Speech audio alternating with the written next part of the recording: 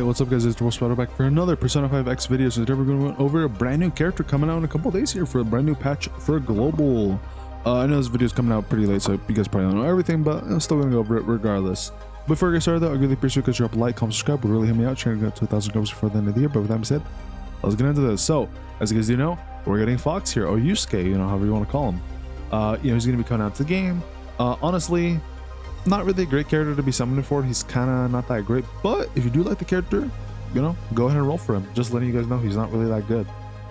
We are also going to be getting a stream here for Persona 5X for Global and also for JP. This should be happening later today. I don't know if I'll make a video on it, but I probably won't be streaming it because it's a little bit too late for me. So yeah, probably not going to be up for this. And yeah, you know, we're getting one new character for the time being. Let's take a look at him. Let's take a look at him. So go to the tier list here. If we go to the CN tier list, he's considered a very not great character. He's a tier 4 character. He's just not really good in general content. He's not really good for bosses, so you know, just not really a great character all around. But like I said, if you want to pull for him because he's your favorite character, go ahead. Otherwise, you could probably skip out on him. Like, he's not that crazy. Let's take a look at what he does though. Like, what exactly makes him like kind of shit? I mean, when he comes out on Global, I'd assume he's probably gonna be like maybe tier 2, tier 1, I'd imagine. But you know, like where he is now, it's just like, yeah. Anyways, let's take a look at what he does. So he's an ice character here.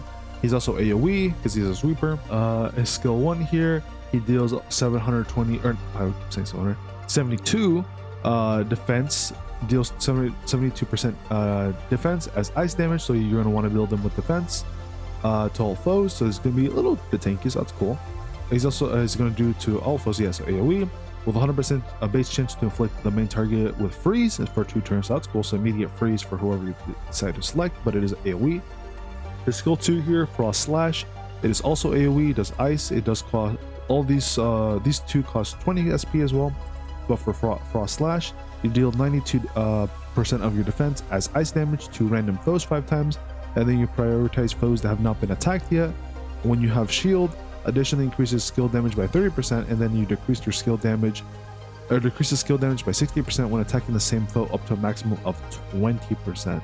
So if the random attacks end up attacking the same enemy more than once, then that damage will get decreased by a significant amount, which kind of sucks. I don't know why that's a thing. Seems kind of dumb to me.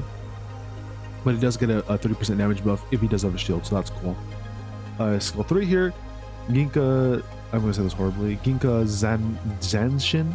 It costs 24 SP. It is a single target selector, or single target buff, because it says buff here. Basically, it upgrades Yusuke's next Dragon's Dance to Dragon Roar, and then increases the chance to trigger counter to 100%, increase skill multiplier by 58% of his defense, and then you turn it into an AoE attack, automatically triggers Dragon Roar if you didn't trigger it for 1 turn, and then you gain 90% defense plus an extra 555 or 555 as defense as a shield for 2 turns, and then you turn your weakness into neutral, and then you get immunity to mental ailment and taunt all foes for 2 turns, and then the skill is a 1 turn cooldown. That's actually a lot, but pretty good. I was gonna say like that's a lot, you know, a lot of things, but it sounds pretty good.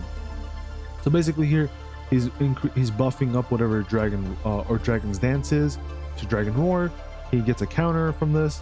He gets more defense, or he does like he gets a bigger multiplier for his AoE attack. He gets and then he gets a shield based off his defense as well, so that's cool for 2 turns. And then he basically can't get hit with any debuffs, any taunts everybody, so he can taunt. So yeah, honestly, pretty good. I don't know what Dragon's Dance, Dragon's Roar is, but we'll figure that out in a little bit. His ultimate here, is this his ultimate? Yeah, no, okay, I got confused for a second, but yeah, this is his ultimate. His ultimate here, he deals 178% of his damage, of his defense as ice damage to all foes, and then chance to trigger Dragon Dance by 35% for 3 turns. So he has like an AoE ultimate here, which yeah, seems alright, and it does have a chance to trigger Dragon Dance by 35%, a little bit low, but you do have a chance of triggering it for 3 more times, or 2 more times after you do this, so that's cool. And then his 2 passives here, whenever he gets a shield, he increases his own damage by 75% for 2 turns, up to 6 stacks, so that's pretty cool.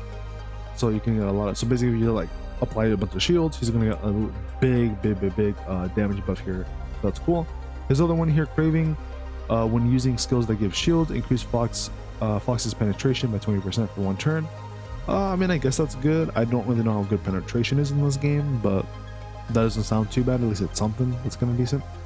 So his dupes here, when he has no dupes, Dragon Dance here. So this is the thing I was talking about earlier. Whenever you take skill damage, there's a 65% chance, fixed chance specifically, to trigger Dragon Dance, which is a counter that deals 66% of his defense as ice damage to the foe that as a follow-up attack, and then Fox can upgrade this effect to Dragon Roar with skills. Does he give any information on what Dragon Roar is, or no? Let's see. I guess we can maybe figure it out with his last one here. So his last dupe here evolves Dragon Dance and Dragon Roar into Crazed Dragon Dance and Crazed Dragon Roar. Fox's counter now deals 2 hits of damage. Okay, so basically just saying it's more counter damage from that. And then dupe 1, after using Nika as the niche, which is basically his buff here, 2 times you additionally gain 1 Dragon Roar. This counter, okay, so this is just basically counters, I'm guessing, is what the Dragon Roar and Dragon Dance is. And I'm going to assume that the Dragon Roar just does more counter damage is what it sounds like basically about it, you know. And the rest of us basically buff his skills, and then he gets more counter damage for his ultimate on his 5th dupe. Yeah, honestly, yeah, kind of not that crazy for kit. Like, I'll be honest, it's like very simple, not really crazy. The kit, like for dupes, I wouldn't even bother. There's no real point. Like the dupes don't do anything that crazy other than like slightly more damage. But yeah. Kind of sucks. Yeah, kind of sucks. I genuinely would not recommend pulling with this character after reading this kit, because this kit's very lukewarm, and then dupes are even worse. I mean, you can still make him work if you really wanted to, but yeah, just don't expect anything too crazy from this character. But if you say you did pull for him, or you know, maybe you got lucky, I guess, and you did like run a 10 roll for whatever reason, and you did get him, or maybe he comes to the standard banner later and you get him from there, and you're wondering, oh well, what do I want to build him with, right? Well, let's go ahead and take a look at that right now. So we want to build for him. All right, so Yusuke has like a couple different options here that you could run him with for cards, but you're only going to really run him with Peace here and Opulence. So Peace basically is 2 Peace gets you 20% more defense, and then 4 Peace gets you an 18% shield effect. So not too bad, pretty good, because he does work with shields and defense basically. You have also Opulence here, which basically increases your ice damage by 10%, and then the 4 Peace does increase your follow-up attack damage by 40%. So pretty good. I personally though, I think the best one to go for will be Peace, because yes, Yusuke does have ice, and yes, he can do follow-up attack, but it's like semi-unreliable reading his kit. So I'd say probably Peace would be a better option, but you could just build 2 sets if you really wanted to. But I'd say I think Peace was going to be better, because overall his defense increased by 20%. It's just overall just general all around increase of damage basically, and then shield buff is just like an extra cherry on top to basically have his shield last a bit longer. That's pretty cool with that. And then of course with Peace and Opulence, you're wondering, oh, what universal cards you're going to be running. For Peace, you would probably run Acceptance here, which increases your defense by an extra 40% for 2 turns whenever you attack, so he gets even more damage out of that. Plus that can stack up with the counter attack, so Acceptance would be a really fantastic one to run on him. You could also make Faith work, which basically whenever you get a shield, you increase the target's defense by 7% for 2 turns, up to 3 stacks. So that can also be a pretty good amount with that too. You get like 21% defense stat as well, so this one's not too bad of an option. If you're running Peace, of course. If you're running Opulence, you could run the Growth set here, which increases your ice damage by 10% for 2 turns and triggers whenever you trigger a follow-up attack up to 3 stacks. Also run Meditation here, which increases your follow-up attack or follow-up crit damage by 50%.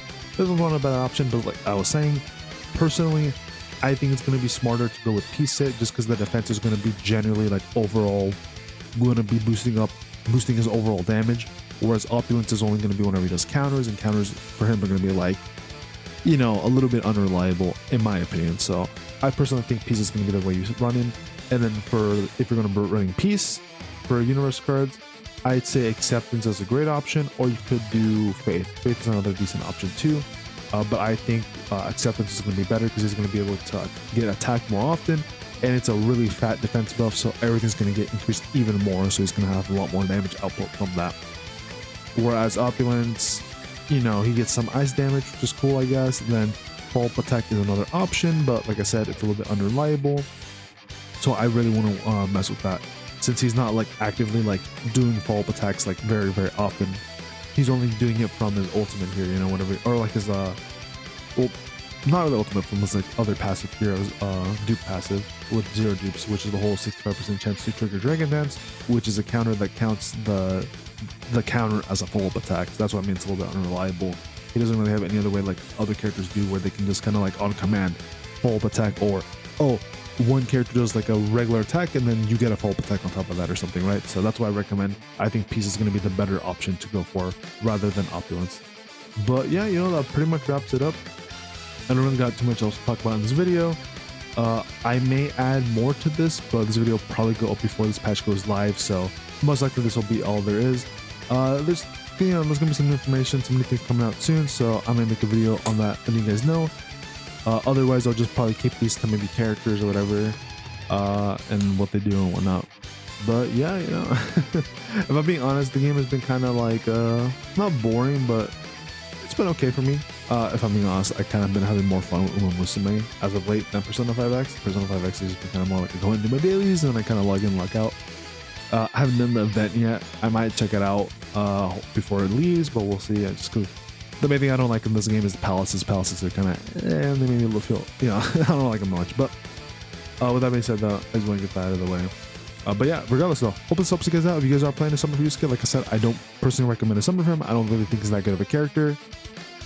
But like I said, if you end up pulling him in the future, or you like him and you want to pull for him, just wondering what deck do I build him with, there you go. Though to be fair, the in-game does have a pretty good like guide as to what you should build your characters with. So you could rely on that too. But I'm just showing you like, I guess, an early glimpse as to like what you would want to like focus on if you want to maybe build a character early, right? Or semi-early, right? Because we just found out about him like a couple days ago. Anyways, I'm head on out. Hope you guys have a good day or good night. Hope your pulls go well for whatever gacha comes to you guys are summoning on. Or if you guys are summoning on Yusuke. But with that being said, I'm gonna see y'all later. Peace and take care, everybody.